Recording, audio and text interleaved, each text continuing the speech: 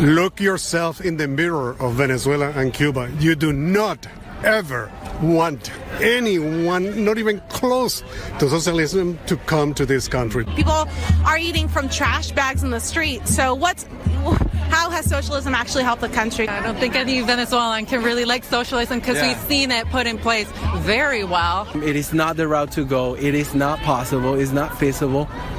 Don't fall for it. Don't fall for it. There you've got Venezuelans in the United States sending a strong message to Americans who like the idea of socialism.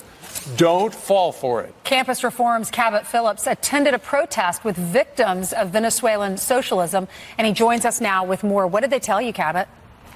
Well, it was powerful to hear what so many Americans know to be true, that socialism is the largest threat facing the future of our country. And the sad thing is it's coming from people within our borders. These are people that are pushing socialism. And I think a lot of it starts because they don't understand the history of what it's done, how many people it's brought into poverty and death. And hopefully this message from these Venezuelans can change that. Listen also to what they had to say about President Trump and his administration. I didn't ask anyone about their thoughts on the current administration, but they were quick to praise President Trump. Listen to this.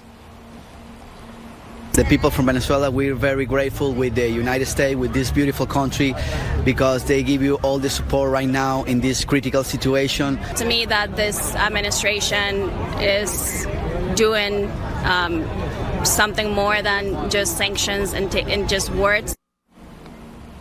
Look at that. And we spoke to people that were attending that said that they were college students, and they've seen this push of socialism coming from professors. It's something we've covered all the time at the Leadership Institute's Campus Forum. Even just last week, there was an event out in California. University brought in speakers that were praising Maduro, saying that he was a strong leader. And many of these people said it was an insult to their family members that are currently starving in Venezuela to imply that the people there aren't actually dying for freedom and wanting democracy, and to imply that they want to have Nicolas Maduro. Listen also to when they described why they left their country and what the conditions are like there. We can hear firsthand just how bad the situation is under this socialist regime. I left my home country 20 years ago because of this, and it's a gradual process over time. Little by little, power is taken away from the people. Well, I was born in Venezuela, and I had to leave my country. I had to leave my family. I left my country 10 years ago, not seeing my family, not seeing my friends. I want the kids right now to be able to have a future in my country, people that they have hope to come back to our country and reconstruct it. Yeah.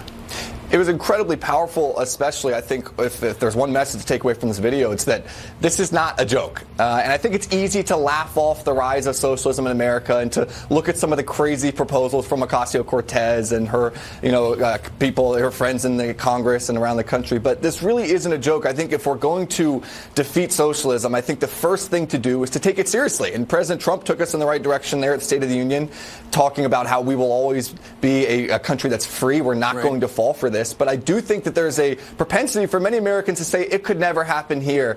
There are plenty of people throughout history that never thought that their governments could fall for a socialist regime, and look what happened. And President Trump has been brilliant so far, led by Secretary of State and his National Security Advisor, in supplying material and support for Guaido, and we're bringing all these supplies, emergency supplies, right to the border, and that's a perilous situation coming to a head right now. Similar messages from people who had to flee Cuba, too. Thank you so much, Cabot.